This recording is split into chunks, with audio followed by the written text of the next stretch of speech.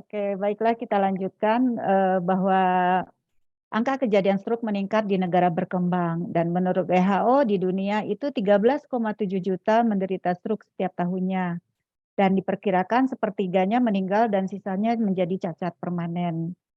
Kemudian malnutrisi pada pasien pasca stroke mengakibatkan peningkatan mortalitas dan, ujungnya nanti akan fungsional yang menjadi buruk. Kemudian prevalensi malnutrisi pada pasca stroke akut bervariasi, ini, sangat jauh variasinya ya, mulai dari 6,1 sehingga, sampai menjadi 62%. Malnutrisi sendiri dikaitkan dengan disfagia dan gangguan kesadaran. Kelaparan yang berkepanjangan itu akan menyebabkan hilangnya massa otot dan disfungsi otot sehingga menyebabkan timbulnya sarkopenia pada pasien pasca stroke. Dan pasien pada pasca stroke dengan sarkopenia ini memiliki perburukan dalam fungsi fisik maupun fungsi menelan.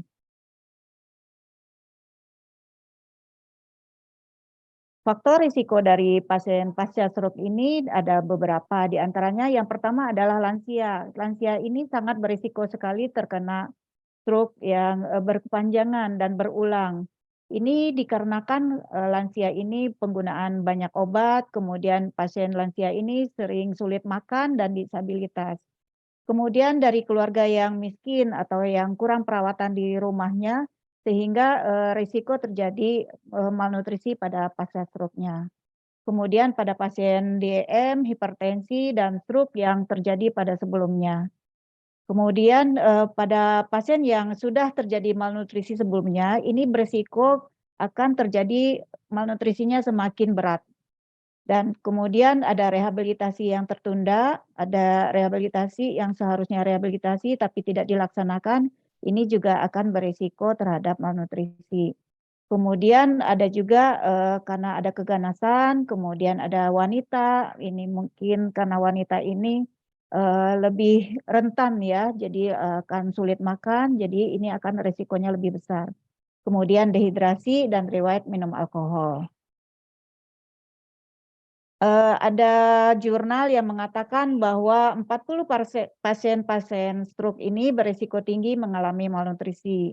Ini diakibatkan karena pemberian tube feeding, kehilangan nafsu makan, tidak punya pekerjaan sehingga dia akan sulit untuk mengakses makanan, kemudian menggunakan kursi roda ya mungkin sama seperti ini, dia tidak bisa makan mandiri sehingga perlu bantuan dari orang lain. Kemudian IMT yang juga merupakan prediktor terjadinya malnutrisi pada pasien stroke. Nah, ini kita, bahas sekilas aja bahwa stroke itu merupakan suatu gangguan fungsional neurologis yang mendadak. Jadi merupakan serangan otak yang mendadak ya, baik vokal maupun global akibat kelainan pembuluh darah otak yang berlangsung lebih dari 24 jam. Yang dapat menimbulkan kecacatan bahkan kematian yang disebabkan oleh gangguan pembuluh darah di otak. Dan stroke ini dibagi dua, ada stroke, iskemik, ada stroke hemoragik. Yang paling banyak terjadinya itu adalah stroke iskemik, yaitu 80% dan stroke hemoragik itu 20%. Dan pada umumnya itu stroke iskemik itu ada, pasiennya masih sadar, sedangkan pada stroke hemoragik pada umumnya pasien sudah tidak sadar, masuk rumah sakitnya. Gejala stroke ini bisa kita lihat dari vertigo, mual-mual, muntah, nyeri kepala, kemudian juga ada gangguan penglihatan, gangguan sensibilitas, bicaranya, rero atau, nggak nyambung ya, kemudian ada gangguan kesadaran, kelumpuhan wajah, dan perubahan status mental. Gejala ini ya bisa dimudahkan dengan kita bikin singkatan itu adalah segera ke rumah sakit. Jadi bisa dilihat dari bagaimana senyumnya, bagaimana gerak separuh anggota tubuh melemah, kemudian bicaranya menjadi rero, kemudian ada keluhan kebas atau baal, rabun, dan sakit kepala yang hebat. Ya, untuk gampang mengingatnya kita bisa, ambil singkatan segera ke rumah sakit. Dan ini faktor risikonya mulai dari usia, gender, ras, genetik, sosek, dan riwayat keluarga. Kemudian dari bidang medisnya, dari penyakit-penyakit itu, bisa dari hipertensi ini paling banyak, kemudian diabetes mellitus, ini sangat perlu dilakukan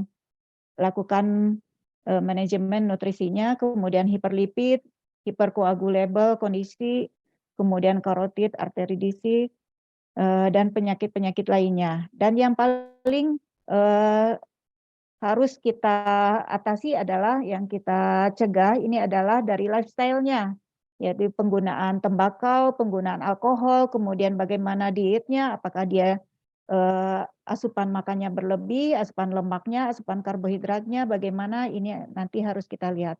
Kemudian dari exercise-nya, kemudian dari status gizinya, dan obesitas merupakan faktor resiko yang paling tinggi. Kemudian kondisi stroke ini biasanya 30-50% pasien stroke itu mengalami disfagia. Dan disfagia ini berhubungan erat dengan kejadian aspirasi. Biasanya pasien yang dirawat di rumah sakit itu akan dilakukan tes menelan. Jadi biar tidak terjadi aspirasi pada pasiennya. Dan 15-20% juga pasien stroke itu mengalami infeksi pernafasan seperti pneumonia, dan hal inilah yang menyebabkan ini akan memperpanjang lama rawat pasien di rumah sakit dan akhirnya biaya perawatan juga semakin meningkat. Kemudian inilah perubahan hormonal yang terjadi pada pasien stroke. Jadi pada saat serangan pada otak ini akan terjadi perubahan hormonal yaitu pada organ pankreas dan organ ginjal. Sehingga ini kemungkinan bisa terjadi hiperglikemik, bisa terjadi juga peningkatan pemecahan protein dan lemak, dan hal ini juga beresiko terhadap terjadi malnutrisi. Nah, ini respon metabolik pada pasien stroke ini pada fase ebb ini 12-24 jam pertama ini terjadi hipometabolisme. Jadi energinya fokus untuk bertahan hidup. Jadi kalau pada saat ini tidak diberikan gizi yang berlebih gitu ya. Jadi karena di sini hipometabolisme, jadi energinya hanya untuk bertahan hidup saja. Kemudian di sini karena katekolamin dan glukagon meningkat, terjadi glikogenolisis dan gluconeogenesis sehingga bisa terjadi hiperglikemik. Jadi hati-hati pemberian makanan pada fase ini. Kemudian pada fase flow ini sudah terjadi mobilisasi zat gizi untuk memenuhi kebutuhan metabolik yang tinggi akibat stres. Ya, kemudian hormonnya juga sudah meningkat, terjadi hipermetabolisme. Nah, pada fase inilah resiko malnutrisi ini bisa lebih tinggi terjadi. Karena pada saat ini sangat diperlukan zat gizi yang dibutuhkan untuk pasien stroke. Kemudian fase adaptasi di sini kadar hormon stresnya sudah menurun, metabolisme juga sudah kembali normal, jadi di sini kebutuhan gizinya bisa normal kembali. Kemudian ini gambaran bagaimana malnutrisi itu terjadi pada pasien stroke. Pada pasien stroke ini terjadi gangguan defisit neurofisiologis, kemudian juga ada disfagia, ada paralisis, yang ini semuanya mengakibatkan terjadinya malnutrisi, baik dari imobilitasnya, pasien imobilitas itu akan sulit untuk mendapatkan makanan, kemudian dari disfagia, pasien terjadi gangguan menelan sehingga sulit untuk mendapatkan asupan makanan yang optimal, sehingga bisa terjadi malnutrisi dan dehidrasi. Akhirnya dengan malnutrisi dan dehidrasi ini outputnya bisa menjadi kemungkinan mortalitasnya semakin meningkat, mobilisasinya akan terhambat, kemudian fungsionalnya juga terganggu, komplikasi dan lama rawat yang semakin panjang. Prevalensi malnutrisi sendiri pada pasien stroke ini pada stroke yang akut ini prevalensinya 3,8 sampai 32%. Pada minggu kedua ini meningkat 7,5 sampai 35%, dan fase kronis ini yang perlu kita perhatikan karena di sini malnutrisinya semakin meningkat jadi 30 sampai 49%. Kemudian gejala stroke pada pasca stroke ini bervariasi, jadi ada yang masih terjadi gangguan menelan, kemudian ada yang karena ototnya masih lemah, jadi pasien masih kemungkinan terjadi kelelahan, kehilangan energi, kemudian ada peningkatan atau penurunan berat badan, kemudian juga ada beberapa yang masih terjadi gangguan mengunyah, karena otot-ototnya terganggu, kemudian ada gangguan tidur, pasien menjadi sulit tidur, kemudian ada mual, kemudian ada juga kekuatan dan koordinasi ototnya menurun. Nah, selanjutnya bagaimana kita mengakses gizi dari pasien pasca stroke. Yang pertama dari antropometri. Pasien stroke biasanya kalau sudah pulang dari rawat inap, dia biasanya kan masih sulit, masih belum bisa aktivitas seperti biasa. Kalau misalkan pasien masih bisa berdiri, kita bisa lakukan antropometrinya dengan menimbang berat badan. Namun kalau pasiennya belum bisa berdiri atau beraktivitas, kita bisa lakukan pengukuran yang lain, bisa dari lingkar lengan atas. Atau kalau misalkan pasiennya ada bengkak pada tangan atau, kaki, kita bisa juga, lakukan pengukuran triceps skin fold thickness ya. Jadi ada beberapa, pengukuran antropometri yang bisa kita gunakan. Kemudian untuk biokimia ada beberapa, yang bisa diperiksa, yang kita lihat, kadarnya, karena penyebab stroke itu bisa beda-beda yang seperti tadi ada yang karena diabetesnya, karena hipertensinya, atau karena dislipidemianya. Jadi, itu disesuaikan, pemeriksaan biokimia yang kita, ambil datanya. Jadi terutama untuk natrium kalium, apakah ini pasien itu kekurangan elektrolit, kemudian untuk gula darah, HB, profil lipidnya, kemudian ini apakah masih terjadi inflamasi, kita lihat dari serum albumin, limfosit, transferin, dan CRP-nya. Kemudian dari fisik klinisnya pasiennya, saat pulang ke rumah itu masih sadar atau kondisinya itu masih penurunan kesadaran. Kemudian dari sistem kardiovaskulernya, apakah ini pasiennya ada bradikardi atau disne ya, atau misalkan pasiennya masih ada kelainan jantung. Kemudian dari sistem pencernaannya kita lihat apakah ini pasien, pasca stroke-nya ini masih ada keluhan kembung, mual muntah, mengunyah, gangguan menelan, ini perlu di, kembali ya. Kemudian dari, fisiknya apakah ini pasiennya ada udem atau tidak, kemudian dari tanda vitalnya, fungsi fungsi kognitifnya juga dilihat, apa ini pasiennya masih bagus kognitifnya, apakah sudah banyak lupanya sehingga ini akan berpengaruh terhadap asupan makannya. Kemudian dari riwayat gizi tentunya ini kita perlu, lihat asupan makannya mulai dari energi dan zat gizi lainnya. Kemudian dari riwayat dietnya apakah ini pasien perlu enteral, parenteral, atau pasien dipuasakan. Kemudian dari riwayat obat-obatan apakah ini ada keterkaitannya, ada interaksinya dengan makanan. Kemudian dari pengetahuan atau keyakinan apakah ini pasien pengetahuan atau keluarganya sendiri, pendampingnya itu pengetahuan tentang gizinya seperti apa. Kemudian dari aktivitas fisik dan fungsionalnya, apakah ini pasien bisa beraktivitas seperti biasa atau bed rest atau perlu, eee, bantuan dalam makan atau tidak. Kemudian dari riwayat kliennya tentu saja ini, harus diketahui umur, jenis kelamin, pendidikan, pekerjaan, ini perlu juga diketahui untuk, memberikan terapi gizi pada pasiennya. Dari riwayat penyakit tentu kita harus tahu ini apa yang melatar belakangi, kejadian stroke-nya, apakah dari diabetes, apakah dari jantung, hipertensi, dan lainnya. Kemudian ada riwayat tindakan medis, apakah ini pasiennya ada tindakan sebelumnya, ini perlu diketahui. Untuk riwayat gizi sendiri kita, harus gali dari mulai pola makan. Ini dari beberapa penelitian mengatakan bahwa diet Mediterania dan pola makan yang sehat ini relatif dapat menurunkan risiko stroke 32-23%. Jadi ini perlu kita gali pada pasien apakah ini pasien menjalankan pola diet Mediterania.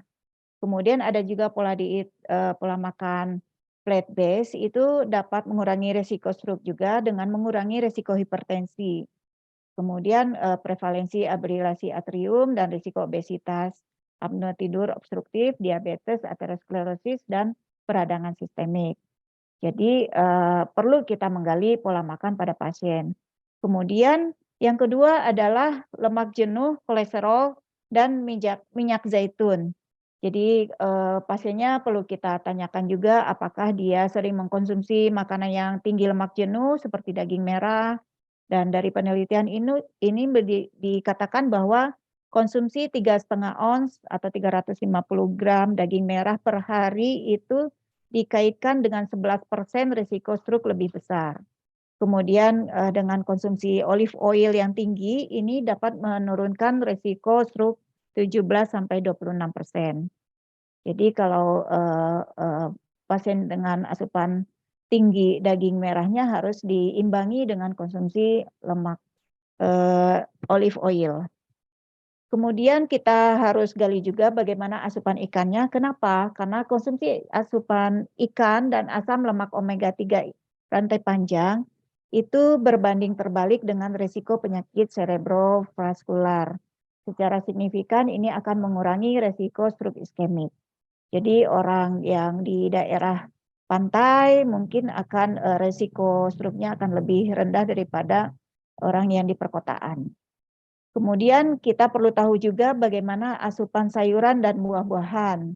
Menurut penelitian yang mengatakan bahwa setiap peningkatan 200 gram konsumsi buah atau sayuran setiap hari, resiko stroke menurun masing-masing sebesar 32% dan 11%.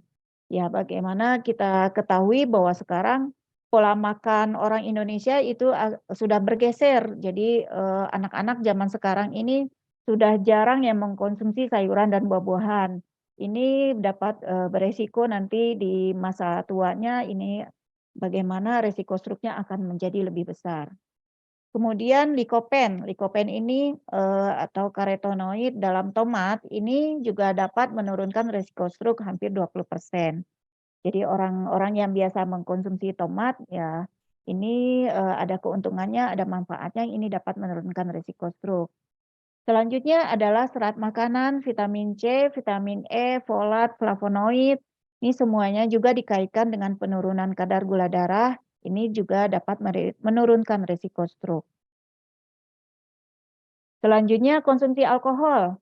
Ini walaupun di Indonesia konsumsi alkohol tidak terlalu tinggi, namun ada beberapa juga yang banyak mengkonsumsi alkohol.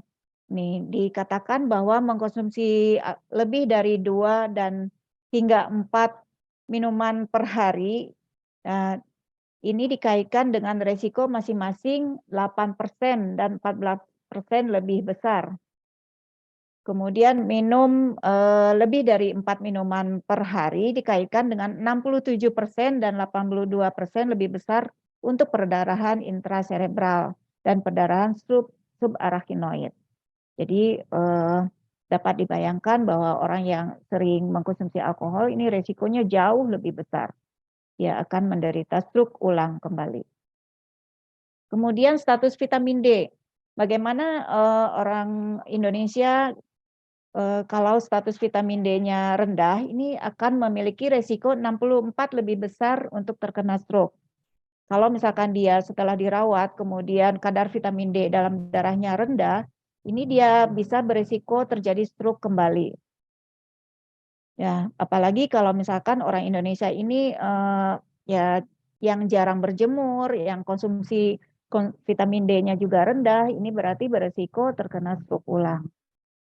Selanjutnya untuk, teh dan kopi, jadi dikatakan bahwa konsumsi 3 cangkir teh setiap harinya dikaitkan dengan risiko stroke yang hampir 20% lebih rendah. Jadi teh dan kopi ini, bermanfaat. Namun teh yang seperti apa? Jadi, di sini dikatakan teh dan kopi, bukan, teh manis ya, teh manis atau kopi manis. Jadi di sini, hanya teh dan kopi saja yang dapat menurunkan risiko stroke. Tapi apabila dia dibarengi dengan konsumsi gula, ini akan berbeda hasilnya. Individu yang mengkonsumsi 2 cangkir kopi atau lebih per hari memiliki risiko 13% lebih rendah untuk terkena stroke. Selanjutnya ini untuk suplemen vitamin E dan kalsium. Pasien yang mendapatkan suplemen vitamin E ini akan mengurangi risiko stroke iskemik sebesar 10%. Namun ini dapat meningkatkan risiko stroke hemoragik sebesar 22%. Jadi hati-hati pemberian suplemen, apalagi dosis yang tinggi ya. Ini akan kontraindikasi nantinya. Kemudian suplemen kalsium ini dapat meningkatkan risiko stroke antara 12 sampai 20%. Berat badan, nah ini yang perlu dijaga sekali karena berat badan ini resiko stroke 64% lebih besar pada individu yang obesitas. Jadi kalau pasiennya obesitas, intervensi kita tentunya akan memperhatikan bagaimana cara menurunkan berat badan. Dan 22% itu lebih tinggi pada orang yang kelebihan berat badan dibandingkan dengan orang yang normal. Kemudian, ini bagaimana masalah gizinya pada pasien pasca stroke. Jadi kalau kita, membuat asuhan gizi pada pasien pasca stroke, kita bisa menggali masalahnya, apakah ini pasiennya terjadi kesulitan makan mandiri. Jadi ini apakah perlu disuapi, apakah perlu, pemberian, enteral gitu ya. Kemudian masalah lainnya ada yang pasien yang gangguan kognitif. Gangguan kognitif itu bisa menyebabkan pasien lupa makan. Ini saya udah makan atau belum? Jadi kadang-kadang ini bisa menjadikan pasiennya, sering makan, jadi karena dia merasa lupa makan, karena merasa belum makan, jadi dia makan lagi makan lagi. Ini beresiko besar apalagi pasien yang, ada kelainan, di gula darahnya. Misalkan kadar gula darahnya tinggi, ini sangat berbahaya ya. Atau pasien yang lupa makannya jadi karena merasa sudah makan, jadi dia tidak makan lagi. Ini menjadi asupannya kurang. Ini berisiko sekali terjadinya malnutrisi. Kemudian selanjutnya pasien yang kehilangan nafsu makan atau karena di sini, eee, banyak gangguan dari dari gangguan sarafnya, jadi pasien bisa terjadi kehilangan nafsu makan atau tidak merasa lapar sama sekali. Ini sangat berbahaya sehingga menjadi asupan makannya semakin menurun. Kemudian yang paling banyak terjadi itu adalah kesulitan menelan, karena di sini, terjadi gangguan saraf menelan, banyak pasien yang susah menelan, setelah terjadi stroke atau setelah, perawatan di rumah sakit. Nih apabila kalau di rumah tidak diatasi dengan baik, ini pasien bisa terjadi asupan yang semakin menurun.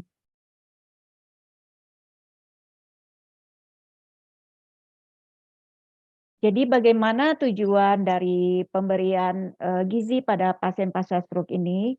Yang pertama ini adalah memberikan makanan sesuai dengan kebutuhan gizi pasien dan komplikasi penyakit. Jadi di sini tujuan intervensinya disesuaikan dengan komplikasi penyertanya. Kemudian mencegah komplikasi akibat stroke dan stroke ulang. Kemudian selanjutnya adalah memperbaiki kondisi pasien pasca stroke, terutama itu adalah kesulitan menelan, pneumonia, dan dekubitus. Kemudian memperbaiki kualitas hidup pasien pasca stroke, bagaimana pasien ini bisa tetap menjalankan hidupnya dengan baik. Kemudian yang terakhir adalah menjaga keseimbangan cairan dan elektrolit, agar tidak terjadi nanti dehidrasi dan komplikasi pasca stroke. Kemudian bagaimana manajemen, untuk pemberian, gizi pada pasien pasca stroke? Yang pertama kita adalah tidak bisa bekerja sendiri tentunya, nutrisionis dan dietitian itu tidak bisa bekerja sendiri, ya tentu harus ada kolaborasi antara tenaga kesehatan lainnya dari, dokter, dari perawat, farmasi, kemudian dari pasien juga, dari terapis dan keluarga ini kan, yang mendukung untuk perawatan pasien di rumah. Kemudian membentuk kebiasaan makan yang baru. Jadi, mungkin pasien sebelumnya, kebiasaan makannya itu yang menunjang terjadinya stroke, dia harus mengubah kebiasaan makan baru, menjadi yang, lebih baik sehingga tidak terjadi stroke ulang. Dari penelitian mengatakan bahwa menunjukkan bahwa dibutuhkan rata-rata 66 hari untuk membentuk kebiasaan baru itu. Jadi sangat sulit, untuk kembali, hidup, dengan kebiasaan makan yang, baik, yang sehat itu kira-kira sekitar 2 bulan ya kalau 66 hari. Nah, ini untuk kebutuhan gizinya, jadi perlu kita ketahui bagaimana status gizi pasiennya. Kalau status gizi pasiennya obesitas, tentu kita tidak menggunakan berat badan aktualnya. Kalau berat badannya, masuk ke obesitas, kita gunakan berat badan ideal. Tapi kalau misalkan berat status gizinya normal, kita bisa menggunakan berat badan aktualnya.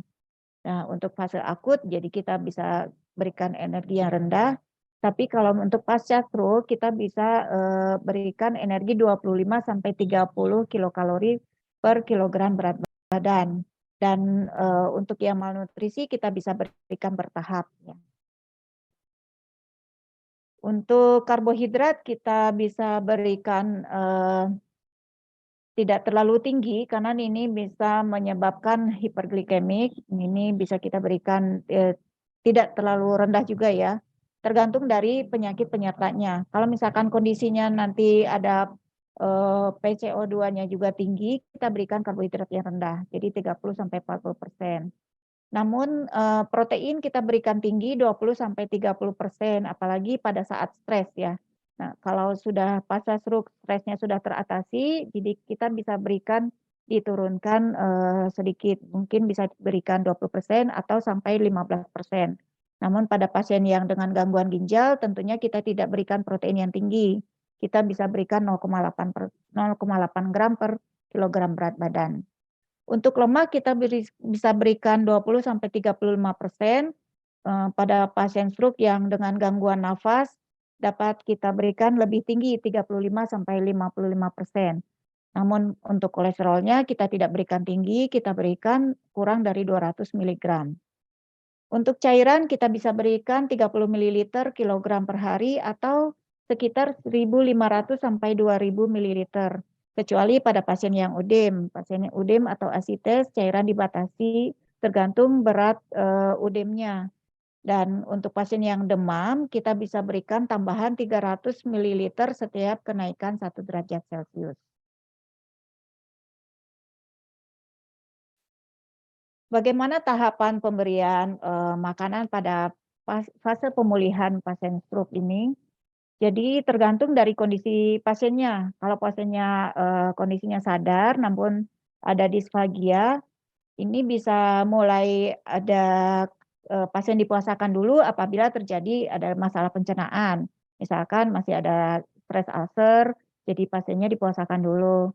Kemudian apabila kondisinya sudah membaik, kita bisa berikan 1/4 semi padat atau 3/4-nya diberikan melalui NGT.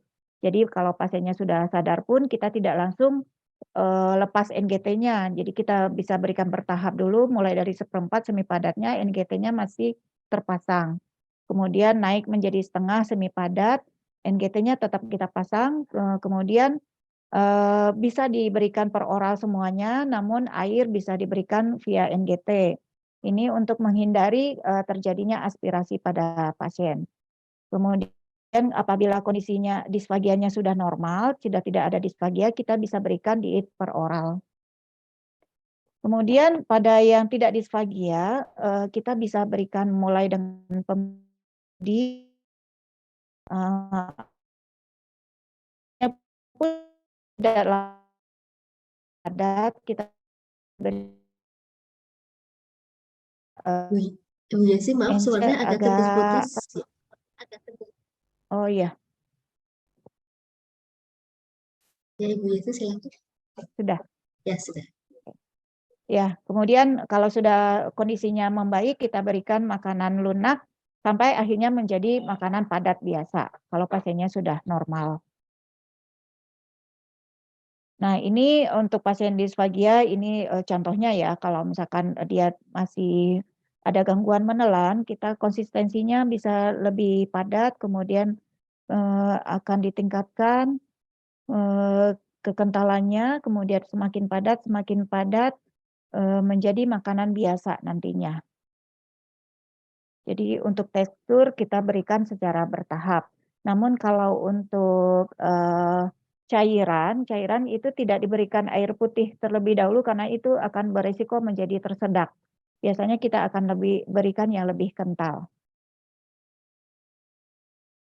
Nah, ini contoh bahan makanan yang dapat menurunkan resiko stroke. Ini dari beberapa penelitian mengatakan bahwa sayur dan buah ini merupakan sumber vitamin dan mineral, tinggi serat, sehingga menjadi protektif untuk melawan penyakit termasuk stroke.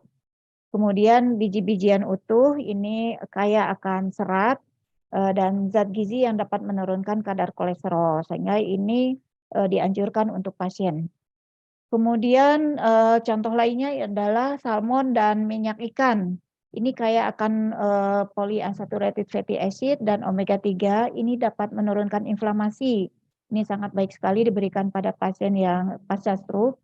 Ini dapat mengurangi plak, mencegah pembekuan darah, menurunkan trigliserid dan meningkatkan HDL. Sehingga ini dapat mengurangi resiko terjadinya stroke ulang. Kemudian buah beri ini kaya akan antioksidan sehingga dapat meningkatkan kesehatan usus dan mengurangi resiko terjadinya stroke ulang kembali.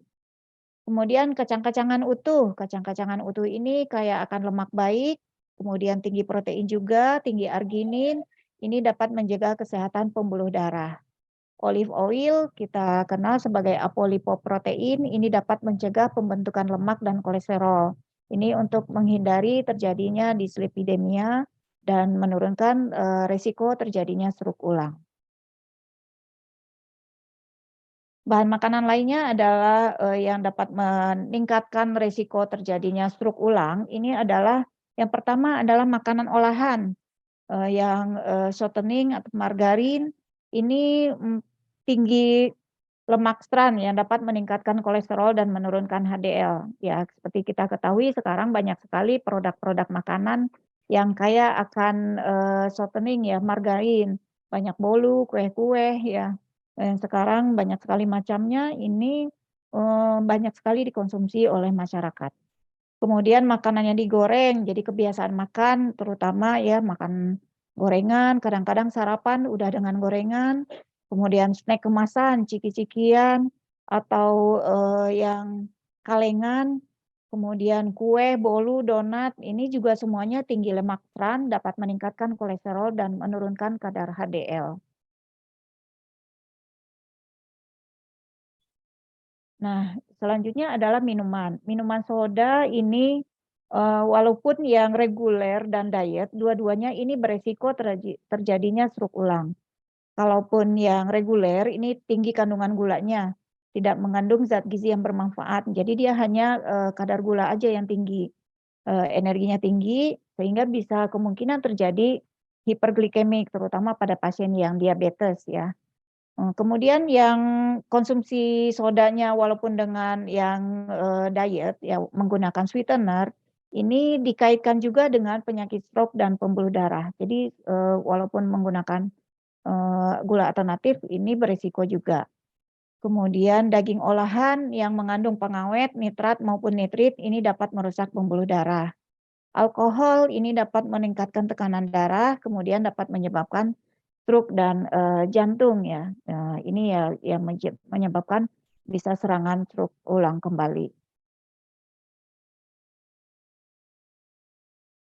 Nah, apa yang harus dibatasi pada pasien stroke yang setelah rawat? Yang pertama kita batasi adalah garam, karena garam dapat meningkatkan tekanan darah. Kemudian garam juga buat pasien yang mengalami UDEM atau asites, ini juga perlu dibatasi. Ya, untuk meningkatkan cita rasa karena garam dibatasi, kita bisa gunakan rempah-rempah. Ya, bisa dengan pemberian jahe, kunyit, atau misalkan kaldu dari jamur, itu bisa juga meningkatkan cita rasa makanan. Kemudian gula dibatasi, ini sesuai dengan anjuran dari Germas ya. Batasi gula, garam, dan minyak ya. Jadi kalau gula terlalu banyak itu dapat merusak pembuluh darah karena dapat menimbulkan plak pada pembuluh darah. Kemudian lemak jenuh ini dibatasi karena dapat meningkatkan kolesterol, alkohol ya karena dapat meningkatkan risiko terjadinya stroke ulang dan hipertensi tadi ya. Nah, ini berbagai macam diet ya dari penelitian yang dapat menurunkan risiko stroke. Ini ada beberapa dari jurnal mengatakan yang pertama adalah diet Mediterania. Ini berlaku di negara-negara yang mengelilingi Laut Mediterania. Diet Mediterania ini dapat menekankan pada kesehatan jantung. Jadi ini sangat baik, sangat dianjurkan ya. Pola makannya ini sebagian besar dari sayur-sayuran, kemudian biji-bijian, kacang-kacangan, kemudian lentil ya, dan minyak zaitun sebagai sumber lemak sehat. Kemudian ini konsumsi ikannya juga tinggi akan omega 3. Ini sangat baik untuk pencegahan stroke. Dari sebuah penelitian yang diterbitkan pada tahun 2018 mengatakan bahwa kepatuhan yang lebih besar terhadap diet Mediterania dikaitkan dengan resiko stroke yang lebih rendah. Ini terjadi pada demografi pada populasi kulit putih di Inggris. Jadi dari penelitian ini dapat kita simpulkan bahwa diet Mediterania ini sangat baik dan bermanfaat pada pasien dengan stroke, apalagi dengan kelainan jantung. Kemudian selanjutnya ini diet paleo. Diet ini merekomendasikan untuk dari makanan laut ya, termasuk ikan-ikanan, daging atau daging yang tanpa lemak, kemudian telur, kacang-kacangan, buah-buahan dan sayuran. Diet ini bisa tinggi protein, kemudian tinggi juga akan serat dari sayuran dan buah-buahan.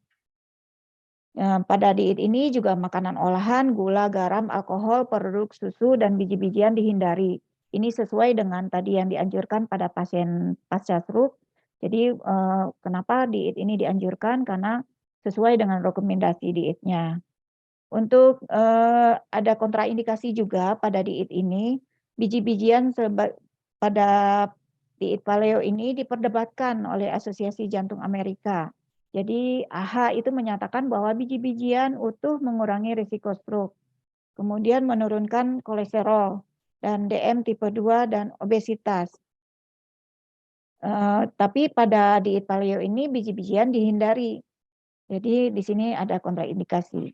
Kemudian dari tinjauan sistematis baru-baru ini dan uji klinis besar menyimpulkan bahwa manfaat paleo pada faktor-faktor yang dapat mempengaruhi terjadinya stroke, misalnya peningkatan berat badan, penyakit kardiovaskular, DM tipe 2, kemudian sindrom metabolik, biomarker yang terkait dengan obesitas.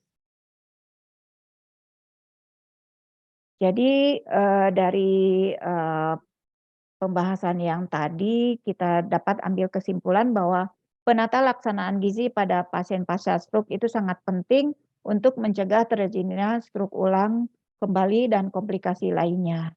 Demikian presentasi saya.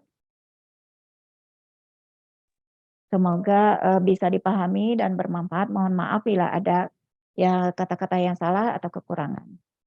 Terima kasih. Terima kasih banyak Ibu Yesi atas pemaparannya. Saya persilakan kepada para peserta sekalian untuk